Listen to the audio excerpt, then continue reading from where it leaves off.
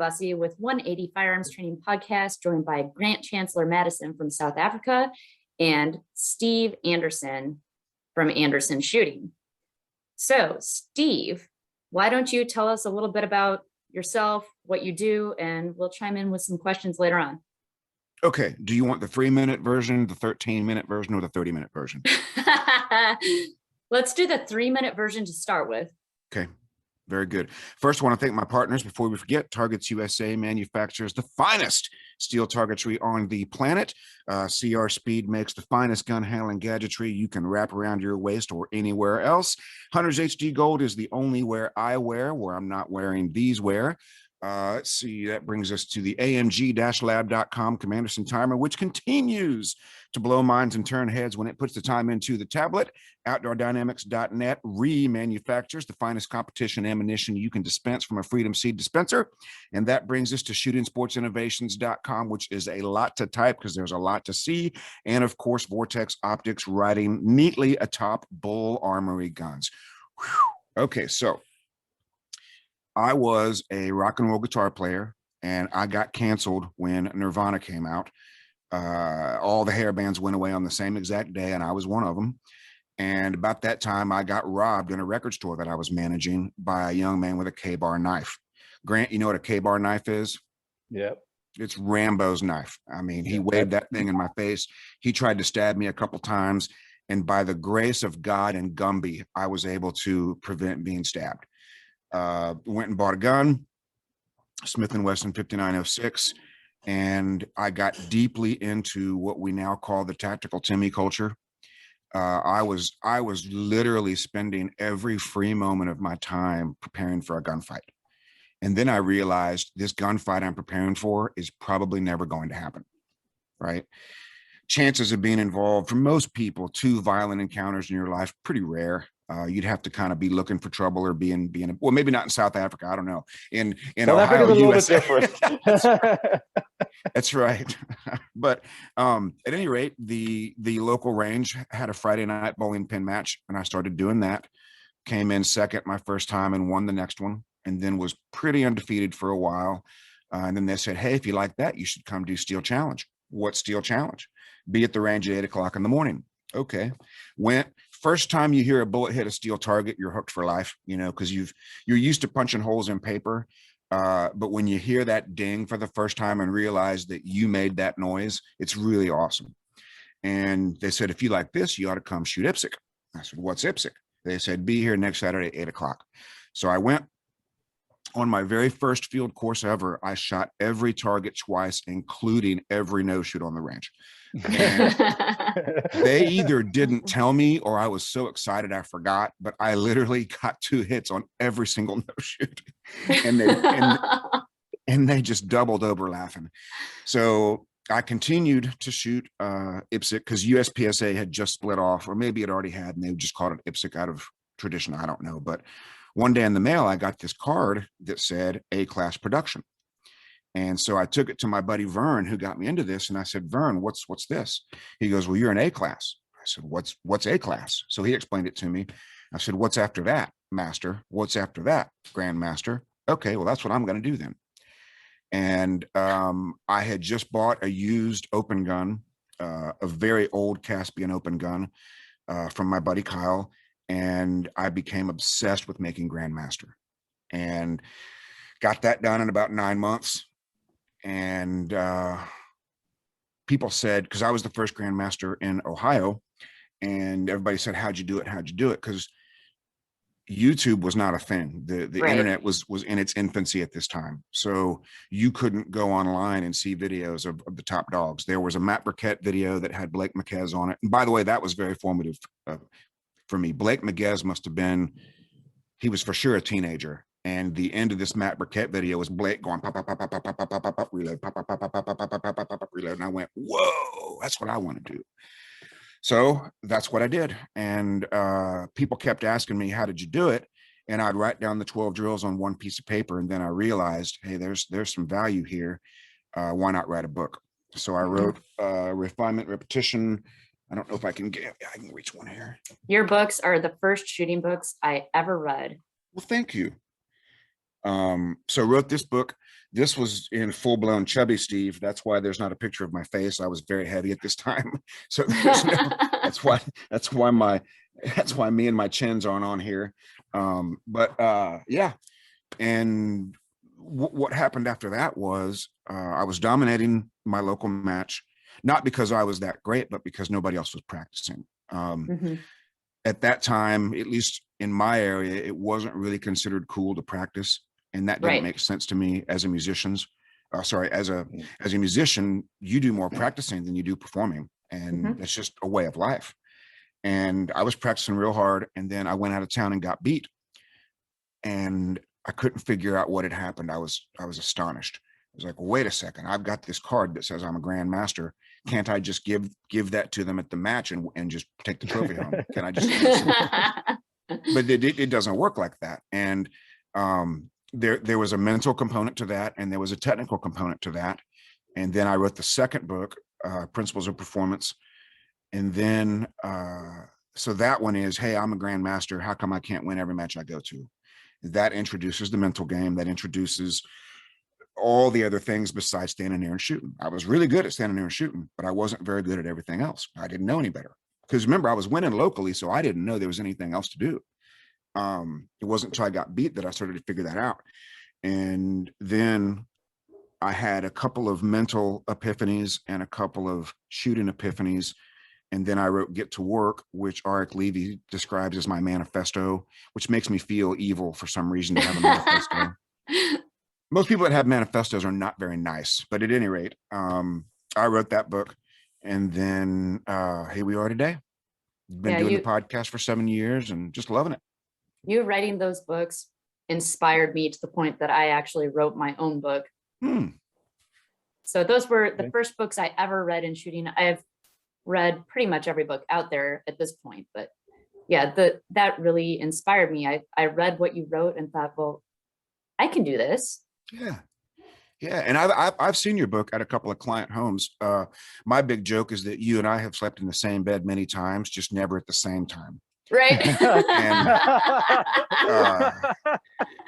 so and true though, because we always stay with the host family. It is, yeah. You know, Bora Angel and his beautiful bedroom down there at the end of the hall, the haunted mansion in the Poconos. Did you touch the AC at Joe Draghi's house, or did you leave that alone? Because you don't want to mess with touched it and I got in trouble. Same as me. 72. What do you think? We're made of money? Oh my goodness. Yes. Yeah, we stay at a lot of the same places. But yeah, so, this has been great. And thank you so much. I saw your book and I thought it was really well put together, very professional. Thank you. A lot of good photographs. I never wanted to go through all that extra trouble of nice glossy pictures. Granted, I don't photograph as well as you do either. I don't read. I look at pictures. That's how I learn things. So I have your book, I just can't read it. I didn't read Kira's book either. I just looked at pictures. Hey, you pay your money, you get your book, you do what you want to do with it. Not that. But yeah, that's kind of how I learn, is basically more the visual side of things. Yeah, and that's why I included the pictures, is because of the different learning styles.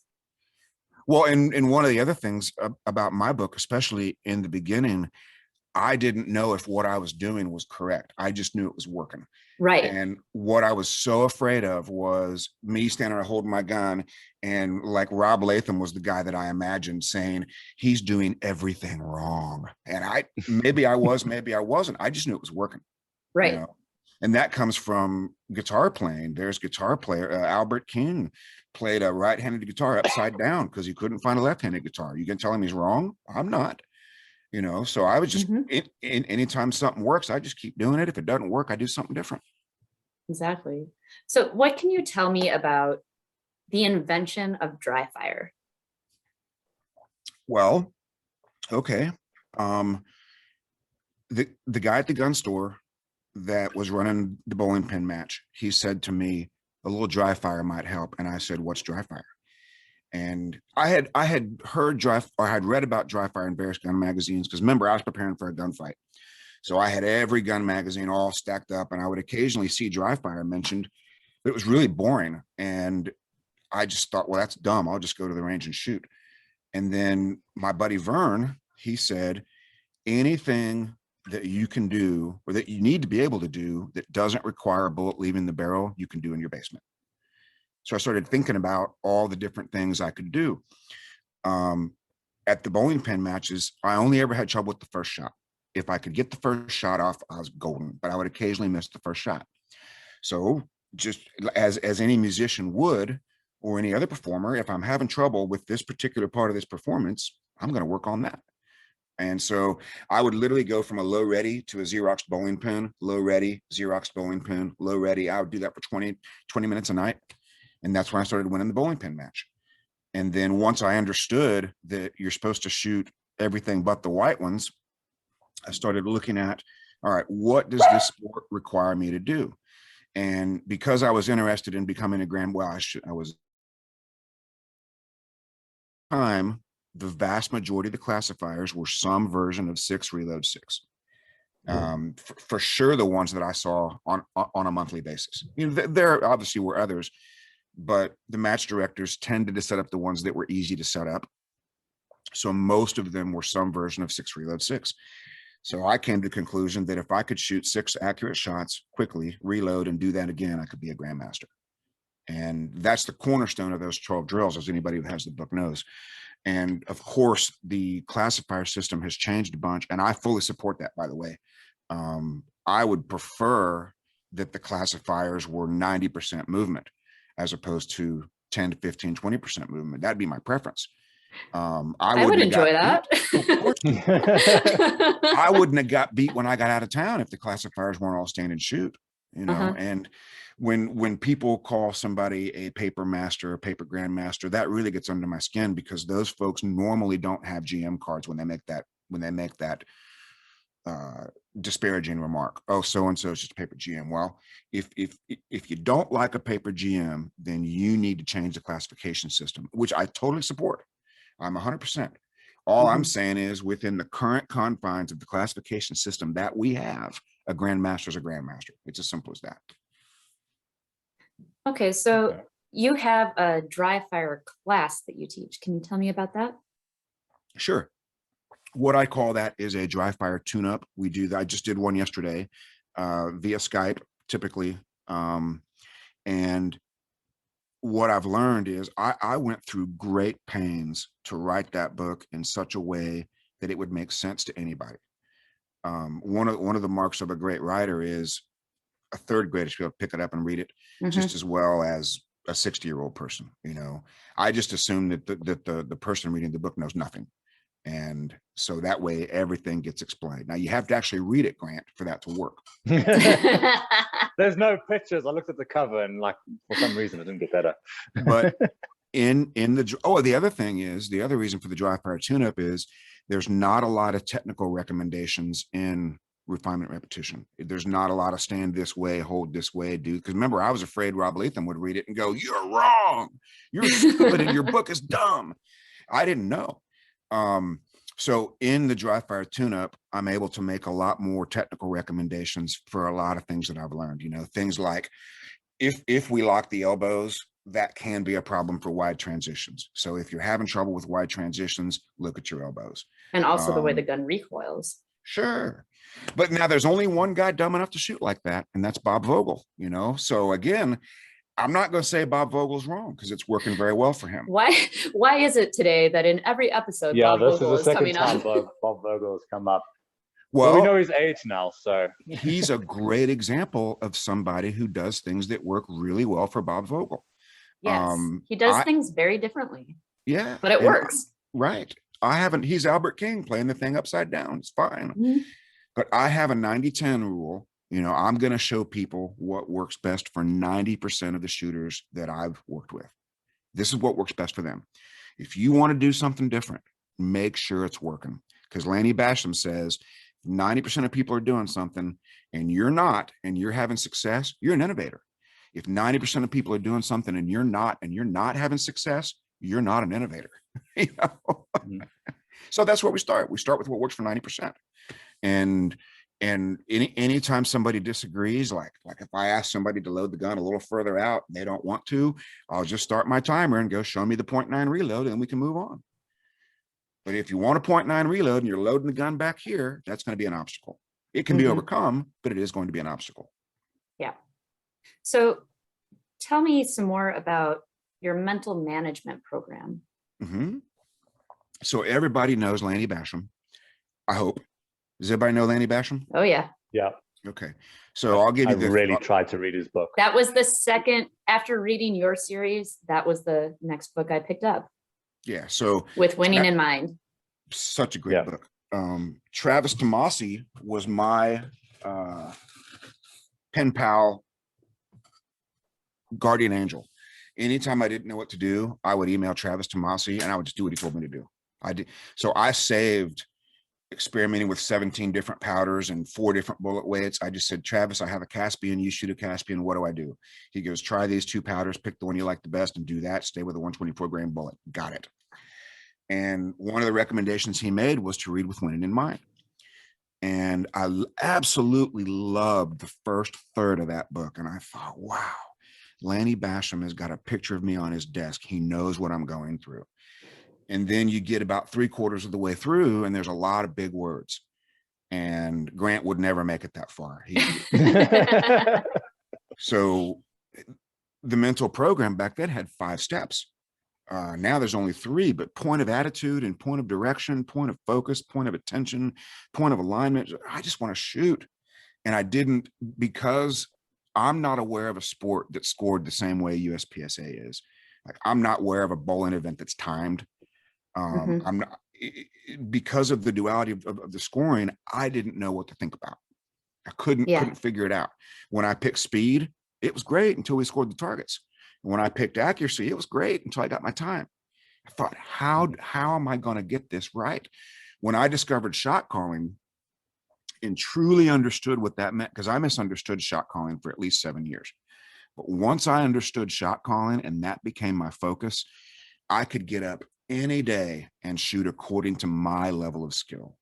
And Okay, then so go ahead. I'm sorry, for our viewers, do you want to explain shot calling a little bit? 3-minute version, 13 or 30. You got to pick one. 30-second version. Okay. We don't have a lot of time. All right. Well, my time is virtually unlimited, so I'm not on a time constraint unless you guys. Oh, we can keep going. Okay. So what I thought shot calling was not missing. So I thought shot calling meant shooting perfect shots. I went to nationals thinking that and came in 21st at my first nationals. Not bad, but I was shooting cautious and shooting scared and shooting careful, like a lot of people do when they go to nationals for the first time, especially if your first time at nationals is on the dang super squad. And Saul Kirsch is filming it. You better not screw this one up. You better not screw this one up. So I was careful and cautious and scared. What was funny about that one is we shot the production nationals after that. And because I didn't have anything invested in production at that time, I was shooting really well. And Dave Savizny says to me, I've been waiting to see you shoot like that all day long. That's how Anderson shoots. And I was like, wow, Dave Savizny, that was so cool. Because he was the production hero at that time. He was huge at that time. Yeah, he was the man. So shot calling, sorry, Dave Savizny. I thought it was not missing. And what I was doing was slowing down to get my hits. And that's a big mistake people make, especially if they have a bunch of mics. Oh, I just gotta slow down and get my hits. Well, that's better than rush, try, hurry, but not by much. And when I discovered that shot calling, all it means is knowing where the bullet's gonna go the instant the gun fires. That's what it means. And if you shoot perfectly, you'll never learn to see it because you never make a mistake. But everybody knows what a bad shot looks like. They just don't know to do anything about it. I call that the ding fairy, right? The popper's here, my sights are over here, boom. Well, that's weird. I don't hear a ding. If your sights are over here and the popper's over here, you're not going to get a ding from the ding fairy. But then I learned I don't need to slow down to shoot accurately. I just need to watch the gun go off and make a correction if one is required. And that is so huge for the mental game because it gives you one thing to do. And what's cool about that is that not only allows everything to be subconscious, but that forces everything to be subconscious. When you're watching the gun go off, you can't be thinking about your feet. When you're excited about seeing that dot on target, you can't think about your draw, right? What's the worst thing we can do to a subconscious skill? Make it conscious. Think about it. Think about it. Yeah. The worst thing you can do to a subconscious skill is to think about it. But when we begin to feel pressure, that's frequently what we do. We start, I call it micromanaging the minutia of the stage, Mhm. right? Ain't nobody got time for that. And it'll never be a good performance. Every time they put that meme up with the Men in Black pen and it says, your stage plane disappears when the buzzer goes off, man, Yeah. I get my thumbs going because it doesn't have to be that way. But if you're thinking about stage plan, if you're thinking about technique, if you're thinking about your feet or anything else, you're not going to shoot very well because the conscious mind can only process one of those thoughts at a time. Right. It can probably up to 4 per second, maybe 8 per second, but only one at a time. Right. Right. And understanding that and getting keys to getting subconscious skill unlocked. That's why I love mental management so much. It is the owner's manual for the human mind under pressure. And I love that. it can be used for anything. Anything. If gosh, if you're a nurse, if you're an accountant, if you work in an auto repair, it doesn't matter what you do, right? Everybody does their best work when they have strategy, skill, and confidence. If one of those three is missing, we're going to struggle. And mental management teaches you to acquire strategy, skill, and confidence.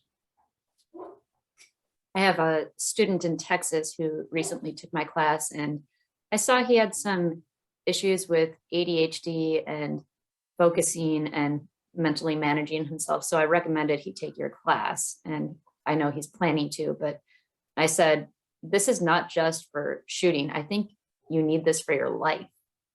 And he said, yeah, I'll definitely sign up for that. So I had a very special client about a week ago, and this guy suffered from what he called public anxiety. I've never heard of that before, but he shoots fine by himself. He gets in front of other people and he can't do anything because he's so worried about what they're going to think. So he goes through the class and he sent me an email this morning. He said, wow, after only 3 days of utilizing the mental management system, I discover I can shoot a match calm, confident, and relaxed with little anxiety. I can focus on my front sight and see what I got to see. Can't wait to see where this takes me in my shooting. He sent me the overall results, and he came in third behind two Nice. PCC shooters. So he won the pistol match. Wow, congratulations. Yeah. Yep. Because he learned to control his thoughts. Compartmentalize. Yeah, I had that kind of issue as well because I wanted to get, because with Kitabasi's coaching, I wanted to get some videos of my stage. But when I first started doing that, the minute I would take my phone, hand it to someone and say, please record me, the stage would be a dumpster fire. I knew it would, because I'm worried about the camera and how I'm going to look, because it's all about the grams. Right. You don't look it on the grams, well, what are you doing? So eventually I was able to just work through that.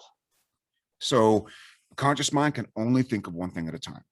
And I was 45 years old before I realized I can control my thoughts. I suffer from like a mild daily anxiety. Like I tend to worry about every little thing, and learning to control my thoughts has virtually eliminated that. When I identify that that's happening and make a conscious effort to control my thoughts, no more daily anxiety, right? The best question for anxiety is, what do I need to do right now, right? And what you chose was, I need to worry about this phone and this recording of this run. Well, that's got nothing to do with shooting well. So yeah, being learning, present. Yeah, and taking control of those thoughts and keeping the number of conscious thoughts while we're shooting as low as possible. 0 is ideal. 1 is almost as good as 0, but any number greater than 1 is going to be a problem while you're shooting. But you can also sequence those thoughts and say, okay, when I get to this part of the stage, this is what I need to think about. When I get to this part of the stage, this is what I need to think about. and you kind of program your thoughts to shift from that one thing to the next one thing to the next one thing. You absolutely could. My preference is for all those to be subconscious and done in visualization. So I'm only thinking about the one thing. I have talked to many shooters who do what you're describing and have great luck with it. That's just not my preference, right? Yeah, and everyone's different. Sure. You're a much more technical understander than I am. Remember, I'm the guy that just fiddled with the knobs till it sounded Van Halen and then called it good, you know? So in shooting, I do the same thing. I fiddle with the knob until it gets to GM and I'm good. Jay Beal from our team is the same as me, whereas Mark, Sue, and Gaz are much more technical. Much more technical. Whereas Jay and I just fiddle with the knobs till Van Halen comes out and off we go. You know? All right. So a question for you in mental management. If I'm having trouble motivating myself to dry fire, do you have a solution for that? Of course, that's pay value. What you're talking about is pay value. Okay. People only do things and certainly only make changes when there's pay value. Okay. I've been trying to lose 20 pounds for 6 months, and all that Windhoek they gave me in South Africa, that set me back 8 pounds. I get off the range in Peterson. So Windhoek is basically straight up Budweiser. It's not Michelob Ultra or anything like, it's straight up Budweiser. And he's handing me one every time I get off the range. Well, I'm no dummy and I'm thirsty, so sure. But the reason that I'm struggling to lose weight is pay value. I'm happily married. I don't have mobility problems. I don't have a health problem. So I don't have this burning need to drop 20 pounds. Now, every time I've been single, I lose 20 pounds in 2 weeks because now we have pay value, right? But for happily married people, losing weight is difficult because it lacks pay value. Going back to your question, we need pay value to motivate us to dry fire. So anybody who's struggling dry fire on a regular basis doesn't want to be bad enough to do something different.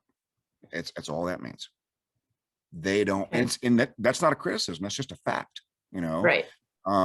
They'd rather spend their time doing something else than getting better at shooting. It's not a criticism, but it is a fact. Right. And what we teach in mental management is the third portion of our standard class is called Mastering Self-Image Change. Well, self-image is your habits and your attitudes combined with your opinion of yourself. Okay. And habits and attitudes can be changed, but it requires pay value to make that change.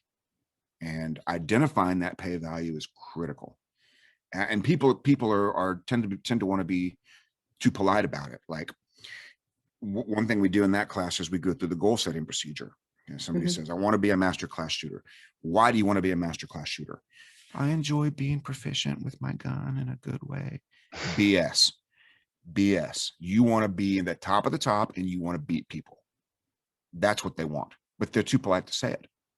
You know, the most honest answer I ever got to that question was this guy said, and he actually did it. He said, I require sweet effing victory. And that was his pay value. Most people are going to be too polite to tell you that. But it's critical because without pay value, you will not make a change. You know, think about when we're single and we meet some new person and we're head over heels, we'll make every change in the world to our lifestyle in one day, right? We'll drive an hour and a half to go on a date. We'll spend money that we don't like to spend because the pay value is so high in the early stage of that relationship, right? As the relationship goes on, the pay value drops and all those changes become a lot more onerous. Gosh, do I really want to drive 90 minutes to go on a date? No, not really. Do I really want to spend $100 on a steak dinner? No, not really. Right. So pay value is the only thing that inspires change, and it must be identified. Okay. So first you have to identify what you want. Then you have to identify why you want that thing so you can begin to create this pay value. Right. That's right. Well, the pay value inspires you to come up with the plan. Right. So it's goal, pay value. Now what's my plan? Okay. And the pay value is what makes the plan work, right? Everybody, let's say somebody wants to be a grandmaster, okay? And even before mental management, I used this idea. It's like, what would a grandmaster do after work? He'd go dry fire. Mhm. Would he sit on the couch, drink a beer, and watch Friends reruns? No, not unless he's Anko Pretorius. Anko Pretorius would sit on the couch and watch Friends reruns. That's for my South African friends. But a grandmaster would not, right? I like Anko. He's such a cool dude. He is. He wins Friends trivia every single time. You say pivot, he's right there with you. Pivot, pivot, pivot. But the pay value is what makes the plan stick, right? That's what makes it stick. And shooting's tricky because there's not a lot of measurable pay value. Mhm. It isn't like anybody's driving Diminishing home returns. well, can be. But there's, gosh, out in my garage, I think I've got 4 $300 range bags. That's like my prize table bounty is 4 really nice range bags that are covered in cobwebs. I never cared. I didn't care. All I wanted was that Grandmaster card. It's all I wanted. That's one of the reasons why I didn't go on to be a national champion. Because trust me, if it would have been as important to me as making GM, I would have been a national champion many, many times. But after I got that Grandmaster card, I thought, wow, this has taken all of my spare time for the last 9 months. Do I really want to continue this level of work to win a national title? And the answer was that wasn't enough pay value for me to do all that extra work. See, I was raised by Christian music teachers. We're into excellence, not necessarily victory, if that makes sense. Now, if excellence results in victory, that's great, but the excellence is more important than the victory. Grant, did you have a question about mental management for Steve as well? Yeah, I wanted to chat to you about, you don't necessarily say look at scores. I think you're kind of against that. But so at Africa Champs, we had recently, the production team was on the Super Squad, and I recently moved over to production. Got a new gun 2 weeks before Africa Champs, moved over to that anyway. Probably not the greatest idea in the world, but I did it anyway, because why not? So I didn't have the gun in hand a lot, so I kind of shot reserved, and I shot reserved the last one. I didn't look at scores at the entirety of the match. Now, the problem is they pushed on the third day, the Super Squad did, and I didn't. I kept reserved. If I had been in the Super Squad, I would have seen that, but I didn't. So I didn't look at scores either to see that was what was happening. So I didn't push either, and then ended up taking 5th at 90% of the top guy, which is good for the Africa level 4. But in my mind, I want to start looking at scores basically at the end of each day to find out where I am and what I need to do on the next day. Okay. What do you think of that in terms of mental management? Sure. For starters, I never told anybody not to look at scores. Okay. I just want them to be aware of the risks. Okay. Most people, so self-image, right? Habits and attitudes, your opinion of yourself. This is going to be a long answer because there's like 3 things I want to talk about there. I had a client who was at the IDPA Nationals, and he decided, I'm not going to look at my scores, but I'm going to see how the big boys are doing. So he's scrolling. He gets past the big boys and he finds his name. Look where I'm at. This is after day 1. His self-image couldn't handle it because he wasn't prepared to be there. His self-image wasn't expecting him to do that well. So the self-image issued a correction. Self-image said, that's not you, bud. He goes up the next day and he's scared and cautious. Now he's trying to protect this lead that he's found. Didn't shoot very well. Okay, self-image issued that correction. So looking at scores,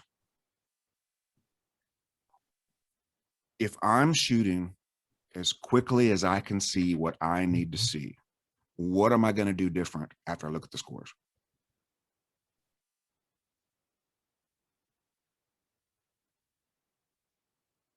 Am I going to shoot faster than I can see what I need to see? Am I going to, and the other thing is, why am I, because I can promise you Gaz is not doing any of those things. Okay. He's not pushing when he gets to the last stage. He's 100% from the beginning of the match to the end of the match. Okay. For most shooters, pushing is a mistake. For most, there may be some that can do it. And it also depends on what you're trying to accomplish.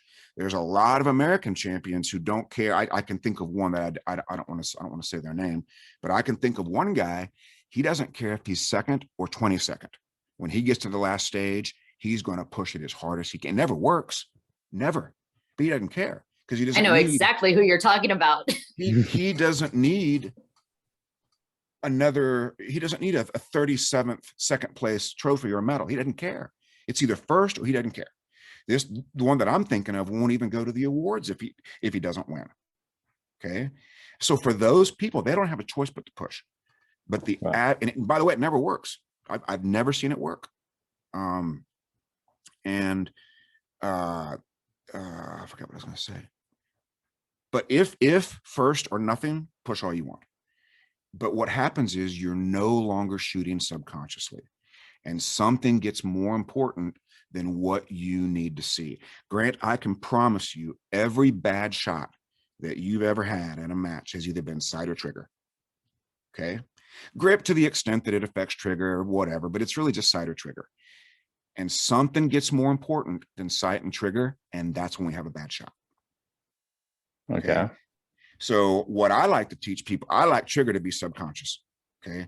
I haven't thought about a trigger pull in years. Okay. So I choose to think about what I'm going to see. And for me, it's so simple. You put a dot gun in my hand, when the dot's in the middle of the target, the gun goes off. If the dot's not in the middle of the target, the gun doesn't go off.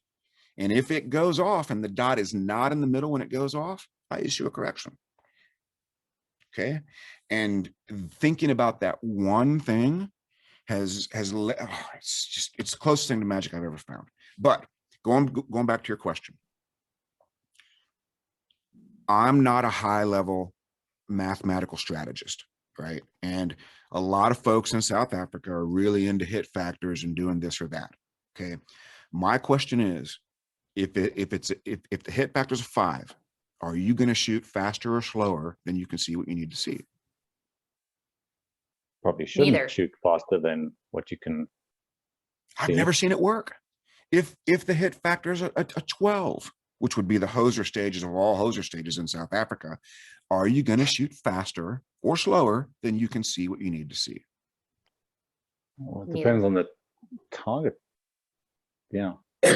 Does it? And if you disagree, I totally want to hear about it if you disagree, because there are people who disagree with me, and I'm not saying I'm right. If I can put the gun on an open target, pull the trigger twice as fast as possible, and guarantee to alpha, then why not? I don't need to necessarily see something there.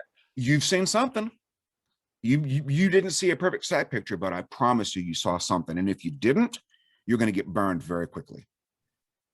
You could get lucky at 3 meters, but you won't get lucky every single time.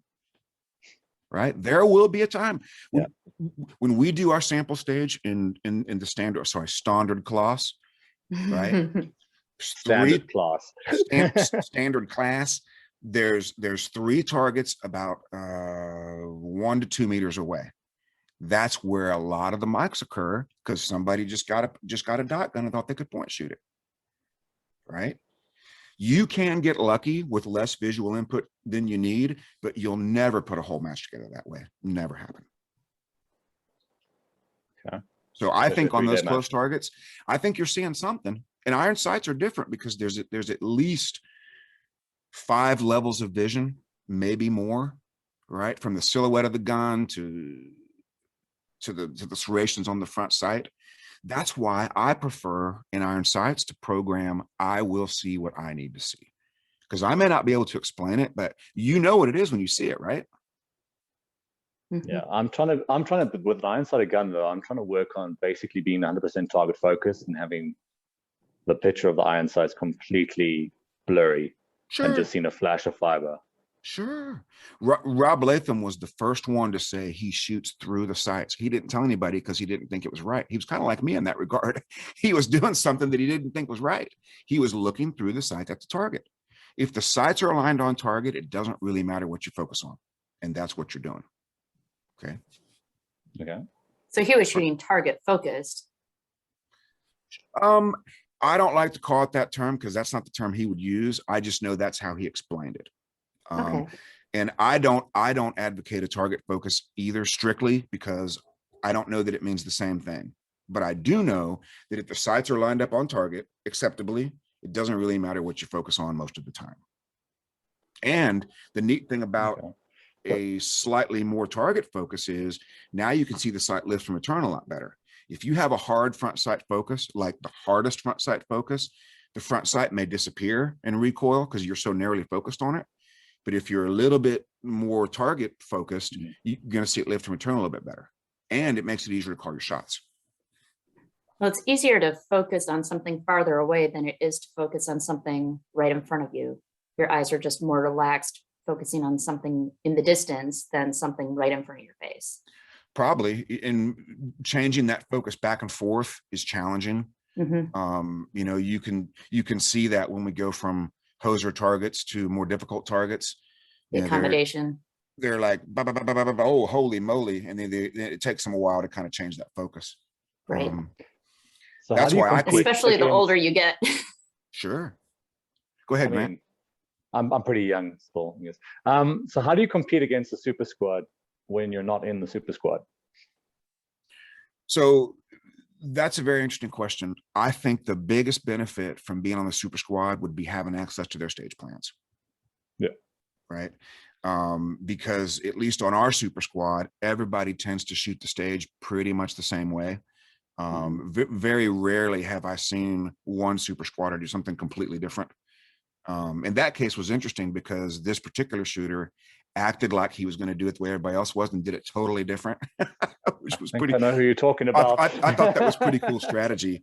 I thought that was pretty neat. But that would be the biggest benefit would be having access to all those stage plans. And then the potential upside of being away from the super squad is maybe a little less pressure. If somebody's bothered by pressure, being away from that could be an advantage. Some people are also motivated by that pressure. They actually perform better under pressure. Well, that's kind of like the. Sorry. That is an sorry, I get so excited talking about this stuff. Right. All pressure does is amplify whatever you're thinking about. Okay. If I know exactly what to do and I've done it a bajillion times and I'm 100% confident, pressure gives me more of all of that. But if I'm anxious, worried, nervous, or scared, pressure gives me more anxiety, more worry, more scared. And that goes back to controlling thoughts. Okay. If we can control our thoughts, pressure will make us perform much, much better. But if we're afraid of it, guess what gets magnified? Fear. Yeah. Right. Yeah. So at the nationals at the beginning of the year, I kind of shot reserve because there was a lot of hard targets and I wasn't confident on those in the super squad in standard and didn't do too well. Didn't do terribly. Didn't do too well. Now recently changed guns. Yeah, I shot reserve, and I think it was a good plan because only spending basically, I got the gun on Thursday. Shot a indoor club shoot was 40 rounds. Saturday shot a level 2. Tuesday I actually got the gun, dry fired with it. Wednesday, Thursday was practicing at a range, and then went and shot a EPSC level 4 with it. So I think reserved was the best plan with that, but I don't necessarily want that to become a habit in my mental game. Sure. So that's a different case. That's taking a brand new car to an old racetrack, right? You've got this is a little different, you know. And my preference would be, let's not ever consciously control speed. Let's train at the limit of human function. Then let's let our eyes be in control of the trigger.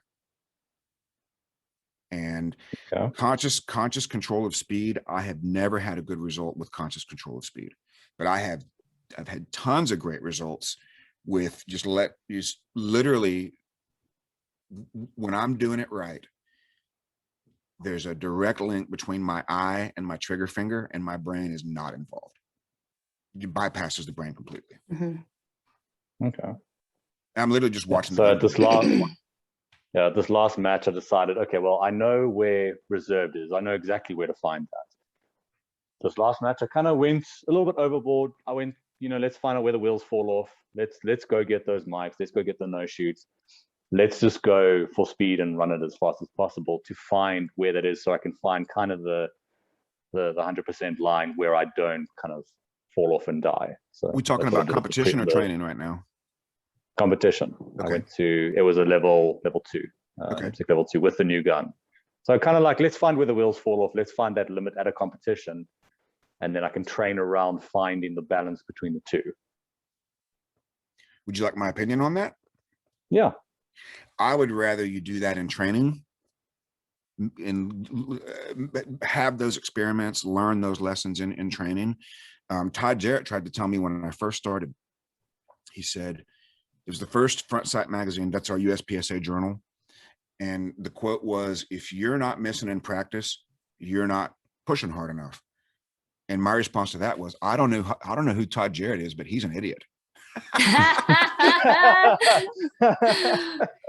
Because I read that as you need to practice missing. Well, that's not what he's saying. No. He's doing what you're doing, but he's doing it in training. He's pushing himself harder and harder. And there's going to be marks when you do that. My preference would be, let's do that in training. Let's not do that in competition. But some people are stove touchers. You might be a stove toucher. You know? Hey, you know, is it on or not? Let's just find out. No, but also in training, like before I get to a major match, I sort of tone it down and basically only really shoot alphas and charlies. I don't necessarily go to that, let's start missing before a major match, like 2 or 3 weeks before I start to just rein it in a little bit. Perfect. I call that match mode practice. And the way I like to see people do that is find somebody of similar skill to practice with, and your score is your raw time as long as there's not a delta.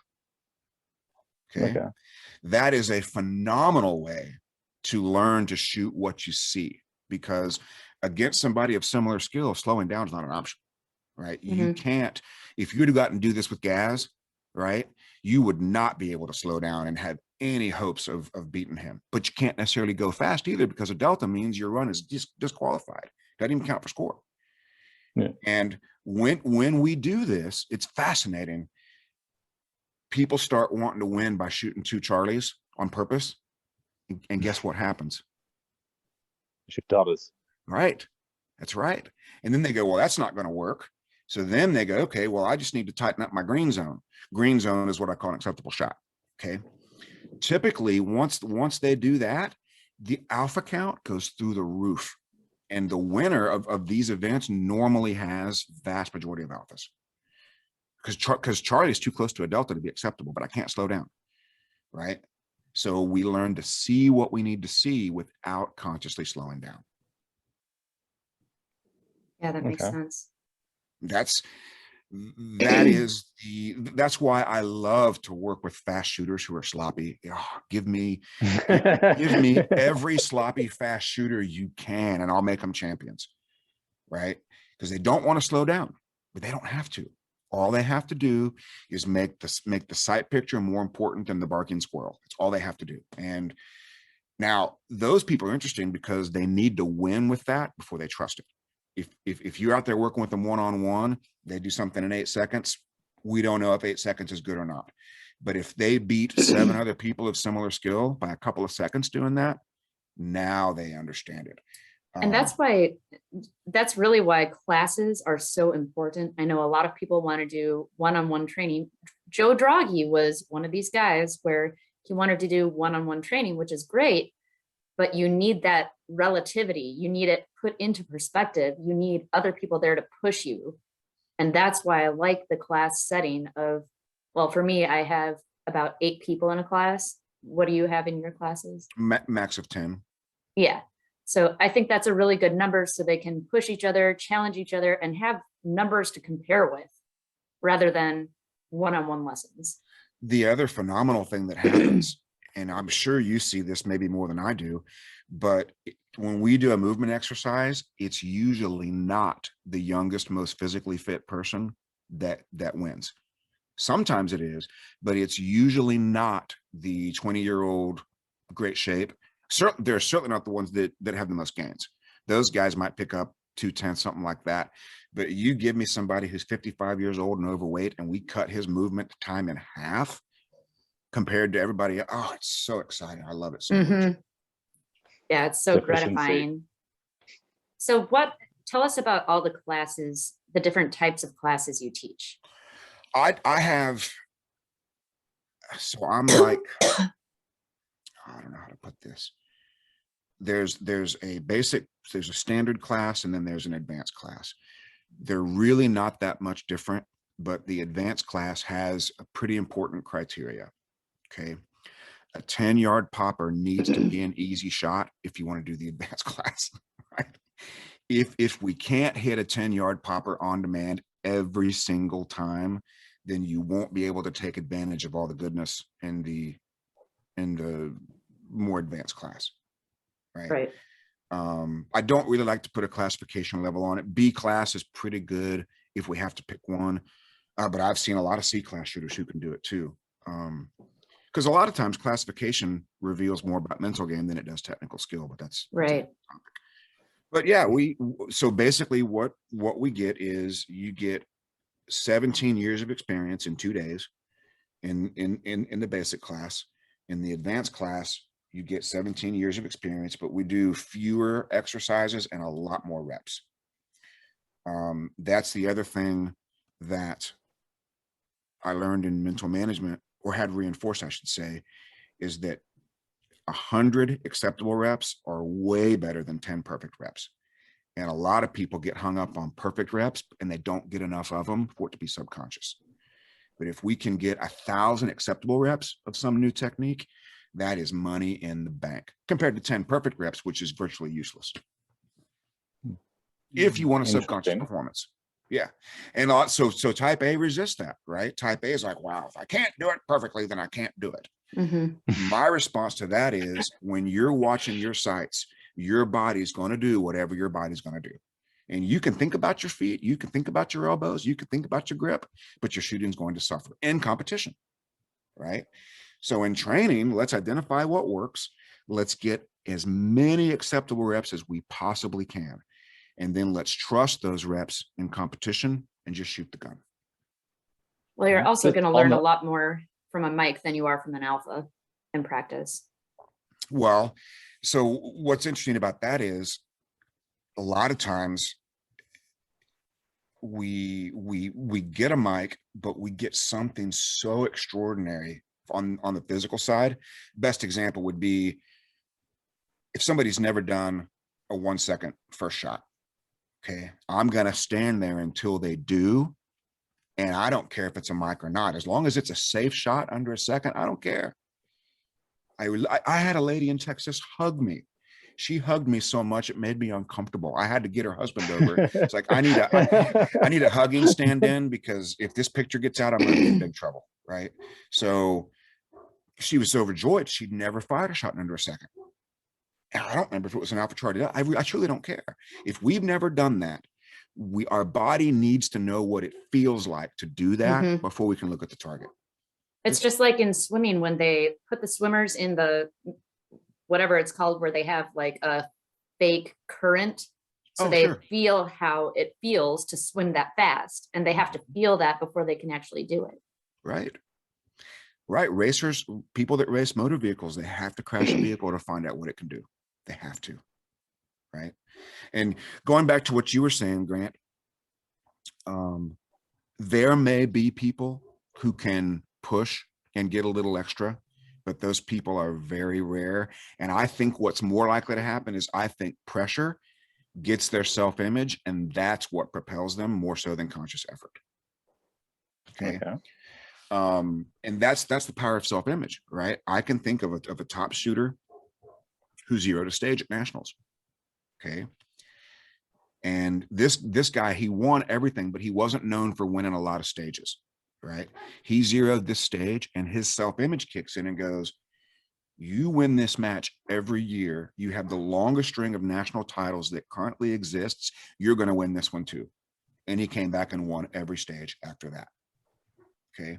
Because remember, self-image puts you where you're comfortable, not necessarily where you want to be. If you're a multi-time national champion and you make a mistake, your self-image requires you to win that match. And that is what I believe propels people to shoot so well, instead of conscious effort. I know what happens when we put conscious effort on it. It's not very good.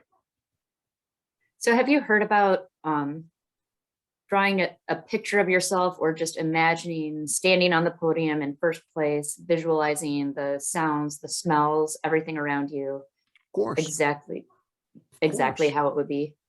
Absolutely. What's your take on that? So that is preparing the self-image for something that we want. Okay.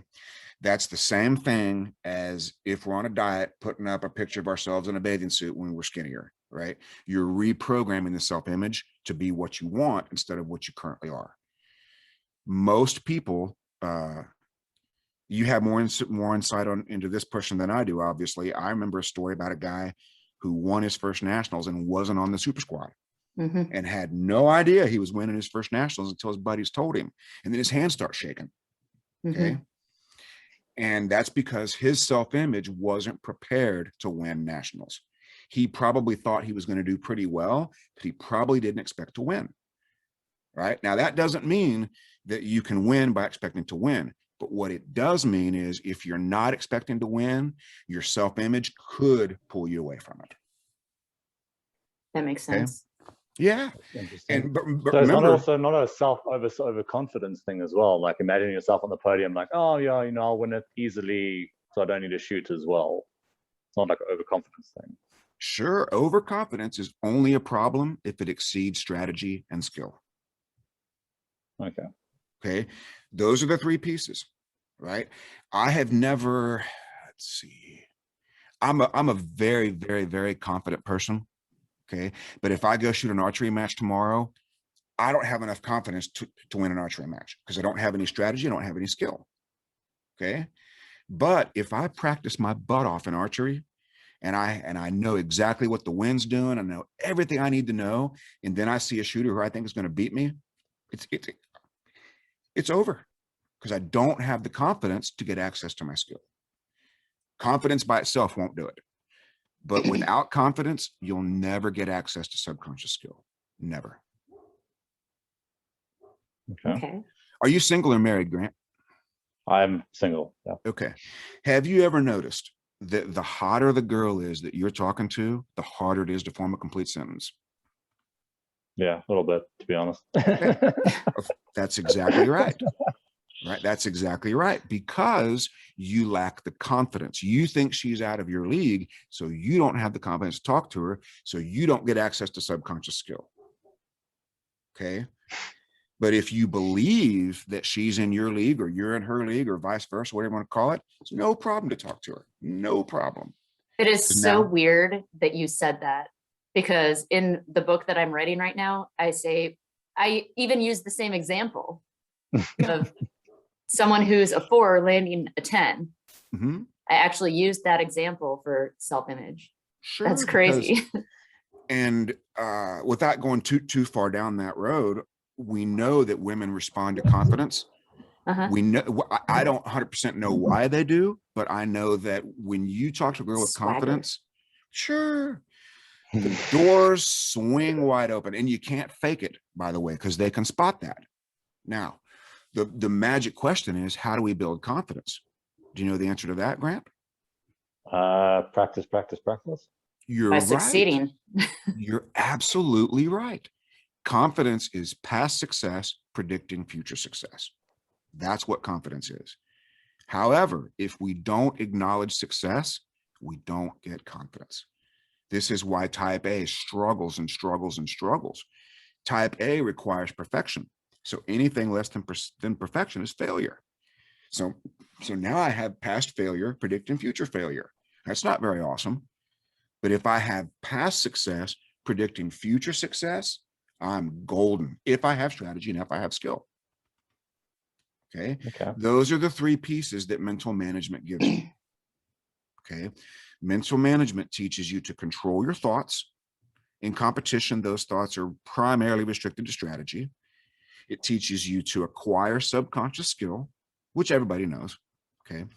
But then the self-image piece is the most important one, because you're never going to win until you believe you can. Right. Okay. It's never going to happen. And if you believe you're going to lose, that works really well. Super good. Okay. Right, Yeah, and losing basically. Yeah. Yeah. I mean, and what I love about this stuff is like this, I was that letter that I read you earlier, this client and I had a really strong connection because we both suffer from anxiety. And I wanted desperately to help him control his thoughts. So for him to write me that letter was just wonderful. Because have you ever experienced either of you shooting better in practice than you do in competition? of course. Yeah. Yeah. It's easy in practice. I'm all alone. There's no one else to compete against. I'm Right. always the winner. Right. I The- always win at practice. Yes, because I'm always the only one there. The vast majority of top shooters shoot far better in competition than they do in practice. Okay. The vast majority, maybe not everybody, but the vast majority. Well, they're also making Unless- their practice harder than the competition. At that level, they better be. Yeah. Yeah. Lanny says train hard so you can compete easy, Mhm. you know. And you might find this interesting, Grant. What do you think Lanny Basham identified as the right amount of effort, mental effort, to win the Olympics? Oh heavens! If I'd read this book, I probably would know. It's not in the book. Is it not in the book? Okay, good. You have to pay Lanny a bunch of money on an ongoing basis to hear these stories. It's very expensive. Is it? Okay, maybe. Okay, well, I'll just throw a number, 20%. Okay. The right amount of mental effort to win the Olympics is pretty close to let's just have fun today. Really? How much confidence would be required to go to a level 4 and say, let's just have fun today? That's a lot of confidence right there. That's a the ton power of confidence. Correct. That's the power of self-image. When you have enough confidence, I have a very dear friend who wants a national title, and he hasn't allowed himself to believe that he can do it. He wants it really bad, but when it's close, his lack of belief that he deserves that title causes him to overtry. And the conscious mind wakes up and says, okay, you're not good enough to win this title, but your best chance is to let me, the conscious mind, shoot the gun. So all those hours of practice have disappeared. And it's like we literally, you know, but when we believe that we deserve a national title, that's when it turbocharges your training and you get access to subconscious skill. The worst feeling in the world is practicing harder and shooting worse, right? Doesn't that suck? Yeah. Yeah. Practicing more when you have a mental game problem is like doing sit-ups for a head wound, right? It's literally like, oh my gosh, I had an accident and I've stabbed myself in the head. What should I do? I know, sit-ups. Sit-ups are not good treatment for a head wound. And practicing more when you have a mental game problem is the same thing. All the practice in the world won't solve a mental problem. And if our practice is causing our confidence to diminish, now we're making the problem worse. So what is your Right. solution for someone who is doubting their abilities? Maybe they didn't perform as well at a major match as they had hoped or where they set their goals. Sure. First thing we have to do there is identify the problem. Was it mental or was it technical? Okay. Mm.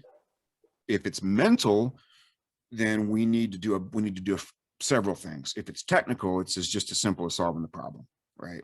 Whatever that opportunity is, let's go fix it. That's the easiest one to fix. You know, if somebody loses a national title because of a strong hand, weak hand, and they just don't have the skill, that's a piece of cake. Okay. Mhm. If it's mental, we got to figure out what their process is. There are a lot of shooters who are what I call unconscious competent. Okay. They can perform pretty well under pressure, but they don't know how they do it and they can't tell you how they do it. Okay. And then the problem with that is if anything goes wrong, they don't have a recipe. Okay. Those guys need everything to go their way most of the time. Now, if their self-image is strong enough, if they believe that's their title, then not much can derail them. But if they find themselves in second or third, they don't know what to do. Okay. I think something like that may have happened at our most recent nationals. Somebody's used to winning, finds out he's not winning, doesn't really know what to do. Okay. So mental management teaches you what to do. So we have a process. Oh, Okay. gosh, I went on so long, I forgot. Oh, yes, bad performance. So let's find out, was it mental or was it technical? Okay. In your example, it's probably mental. Mhm. Okay. And it was probably caused by some shooting that went really well and some shooting that didn't go very well, right? Right. So what causes inconsistent shooting?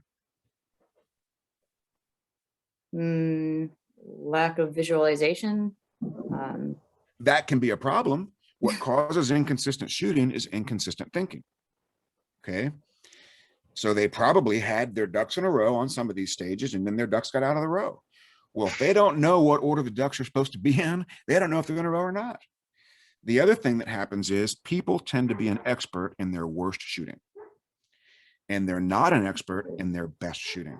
I want people to be an expert in their very best shooting. So they Okay. can replicate it. Exactly. What am I thinking about before the match when I shoot my best? Grant, let's do it with you. When you have the best stage of your life, what are you thinking about 5 minutes before you shoot? Just visualizing the stage. Not really thinking about anything, to be honest with you. I'm just thinking about where I need to, like my activation sequences on the stage, where I'm going to go. So you're focused on strategy. Okay. You're formulating a strategy for the task. That's really all we need to be doing prior to competing. If we're thinking about something besides that, it's probably an error. Okay. When the timer went off, what were you thinking about? To be honest, nothing. Just seeing the sights, I guess. Like, whoa! Seeing the sights, seeing my spot on the target. Are you telling me that? Let me just make sure this is right. I may be able to learn something from you. Are you telling me that you had the best stage of your life by strategizing it over and over and over again, and then just watching your sights? Seeing the sights on my spot on the target. Ding, ding, ding, ding, ding. Now, what prevents us from doing that every single time? Mental errors. Yeah, sure. I think it's also unconfidence in maybe a part of the strategy. Am I going to the right spots? Am I going to the right activator position? Am I going to engage the activators in the right sequence? Right. Lack of confidence will destroy all of that. It'll destroy all of it. Because now you're making decisions instead of watching the sights. Now that's what I call future tense shooting. Okay. Well, I got these 3 guys here, but I'm really worried about that. Oh no. Right. Everybody's had that happen to them, you know, but so that's the power of controlling your thoughts. Okay. Keeping that number of active thoughts while you're shooting as low as possible. We can't promise 0, but we can for sure promise 1. Okay. And what you did was you got a subconscious stage plan and you restricted your thoughts to one thing and you got a great result. One issue with that is stove touchers sometimes want more than that. Okay. You stove toucher. Sometimes a guy will do that and he'll get a great result. And then he goes, wow, that worked really well. What if I do that again, but go a little faster? Well, exactly. What if I'd run that different stage plan? I would have shaved off a second or 2. Buddy, or what if I hadn't? It doesn't work it doesn't work that way. Okay. You guys use practice score to score your matches, right? At the majors, we're going to be using ESS. So, but yeah, most of the club matches are still practice score. Okay. When they put in the scores, is the machine ever going to start flashing perfect score, perfect score, perfect score? Oh, what and ding and some dancing girls come around and the pom-poms and that? No, they don't do that. It's not going to happen. There's no such thing as a perfect score. Outside of there's a couple of standard exercises, blah, blah, blah. USPSA IPSC does not have a perfect score. And your confidence is eroding because you're looking for something that doesn't exist. Okay.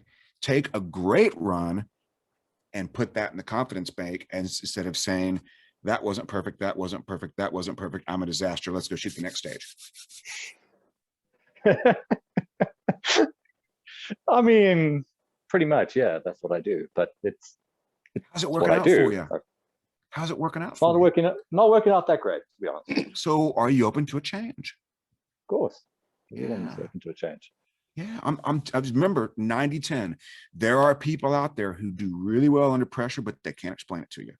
You ever seen the video where Eric Grafel got nicked by Bob Vogel on a pro-am stage?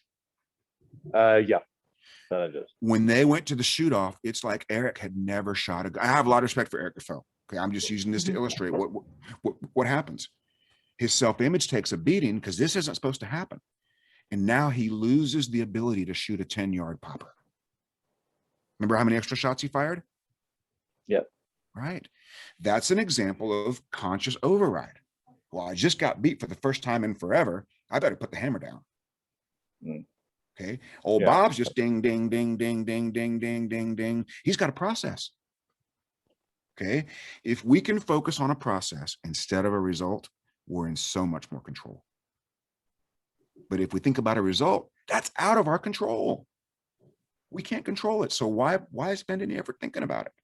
Now, if we want a result, that's fine. Say, okay, I want this result. What do I need to do that I can control to make that result more likely? You won't answer that question with go as fast as possible because you know that doesn't work. Sometimes you get lucky, 10% of the time. Okay. But it doesn't work. Test to win every blackjack hand you ever played. Would you go trust luck at Las Vegas? Oh, no, Of course definitely not. That's what I'm giving you, bud. I'm trying to give you a plan to win it. So every hand you deserve to win, right? You can't do it without skill, but there's nothing worse because I was there. They put me on the super squad at my first nationals, and I'm thinking, I don't even deserve to be in the bathroom next to those guys, let alone shooting with them, right? Because I didn't believe I belonged there. I thought USPSA was playing a trick on me. Sky wrote a book. Let's go see what he can do. Well, I showed him all right. I came in 21st by shooting scared and nervous. Sorry, guys. I don't mean to run away with this. I just get excited. No, this is No, like sorry, gold. my, This is golden. battery is just, I didn't realize my computer wasn't plugged in. Yeah. There we go. But you know what? This is gold. Okay, so process and don't try and put the hammer down when you see them shooting well because you're just going to make a mess. Well, so that's a very interesting example because you don't really know what they're doing, right? You're not there. You think they're pushing, and maybe if you know these guys, maybe they are, but you don't know that for a fact. They didn't have a meeting. All right, guys, last stage with the super squad. Let's put the hammer down. Time to go fast. Probably not, but we don't know what's happening if we're not there, right? Yeah. Has somebody recommended to you that you push really hard the third day to see what happens? No, not necessarily. I was squatted with a really good production optics. Oh no, we're not squatted with him, but he was a squad ahead of me. Really good production optics shooter, and we were basically, he was the only, because we were so far in the back, squad 15 and 16, and all the super squads is 1, 2, and 3, as you know. So we were the only two that can really bounce stage ideas, stage plans, and really bounce like results off of each other. And he did the whole, okay, well, on the third day, I'm just gonna push ahead, and he recommended that I do the same, but I didn't. Is that Dylan? Yes, that is Dylan, actually. And he actually won production optics at the level 4.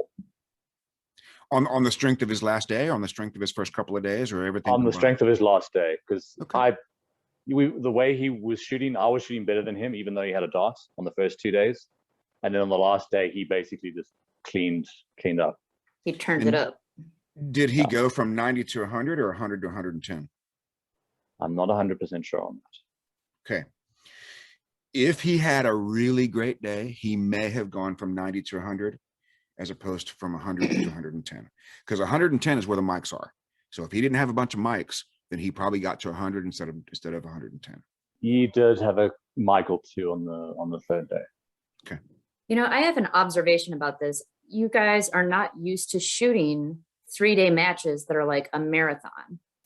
So for all of you guys, it was sort of a mental block that, okay, I have to get through 3 days of shooting And I think what happened was they all paced themselves in the beginning, treating it as a marathon rather than a sprint, and maybe dialed it back a little bit because they knew it was going to be 3 whole days, which they're not used to doing. And then they got to that third day, they could see the finish line, and then they just shot how they shoot. Back to a subconscious performance. Right. Okay. It's an interesting observation. That's very common, especially if something happens and we think we're out of the running, right? You ever talk to somebody in a major match and, hey, how's it going? Oh, I zeroed stage 2. Now we're just shooting for fun. And then they shoot the best of their life. They shoot really well because they are now shooting subconsciously and they're not overthinking it. Now the trick Bill is Strader do that. Oh, Bill Strader, he's such a cool guy. And it's so funny that you mentioned him, because the stage I was gonna give you the example of was a stage that he actually beat me on in limited.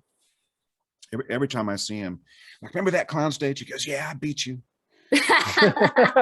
So as quick as I can make this, I was a major match choker.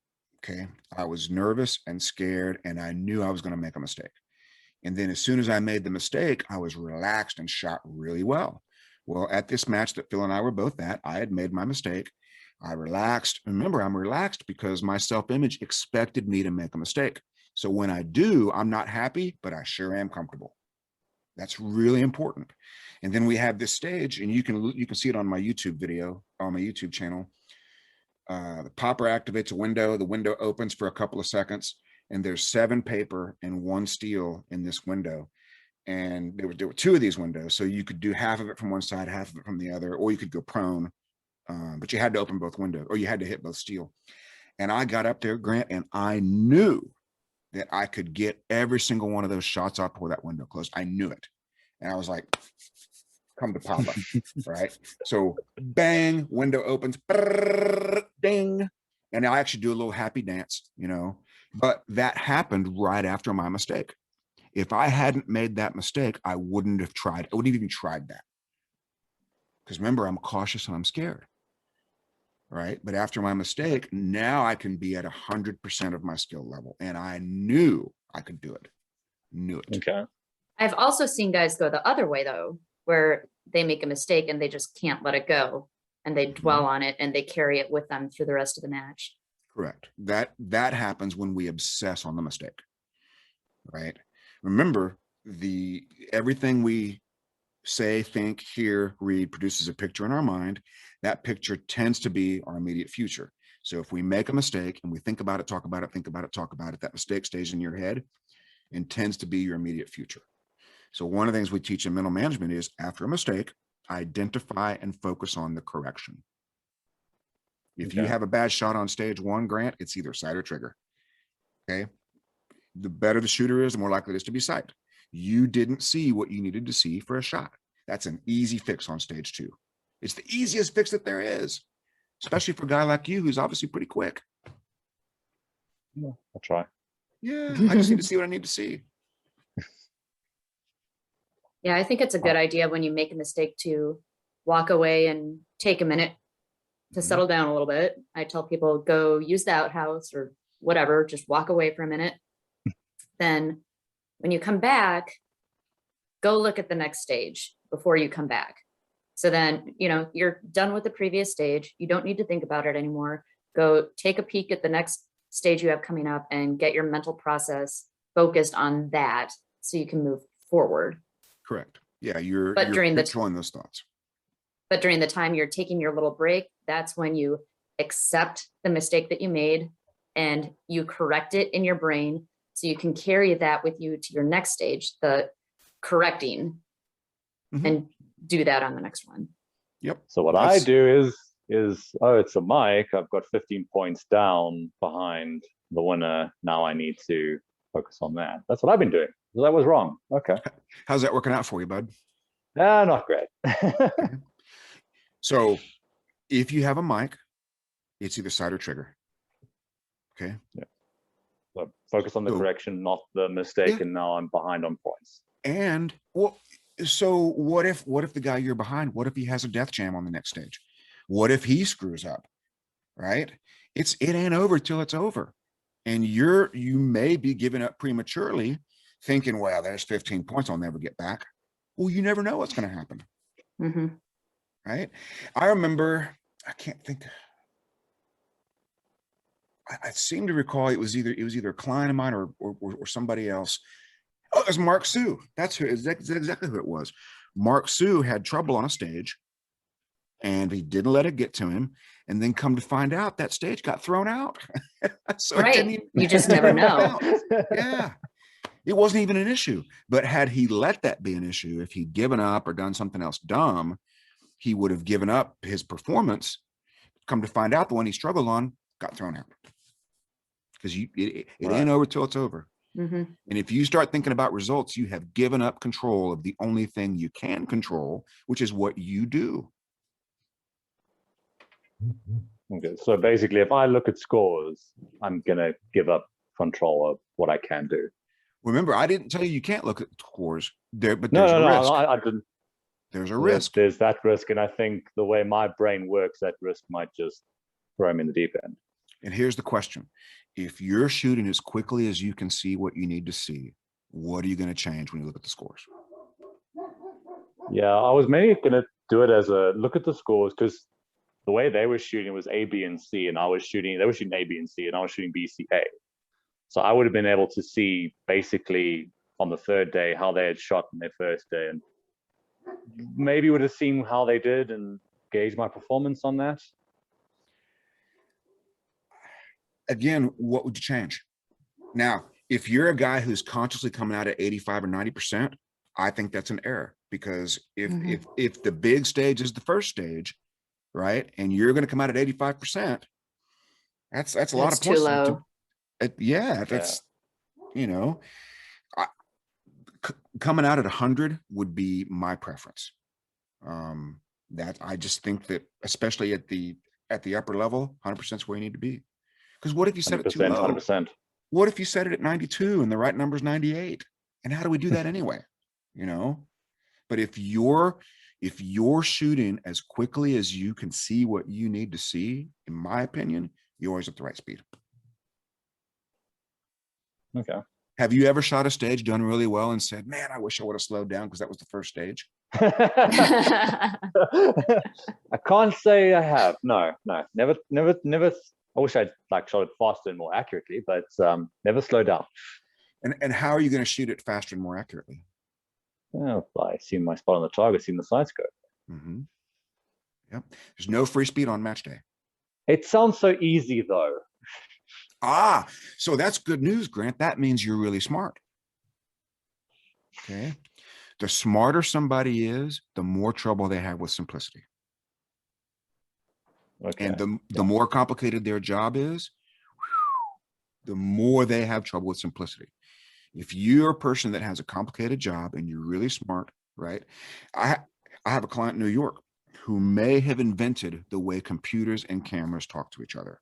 Think about how smart that guy is. Super smart. He has a hard time with simplicity. He likes things that are complicated because he lives in a complicated world. He doesn't like things that are simple because it doesn't make him feel smart. Let's just put it that way. Whereas talking about computers and cameras makes him feel smart. Letting things be simple doesn't do that. I don't have that problem. I love things that are simple. I love it. Because that means when things are simple, that means I can use a predictable process to get a predictable result. That's awesome.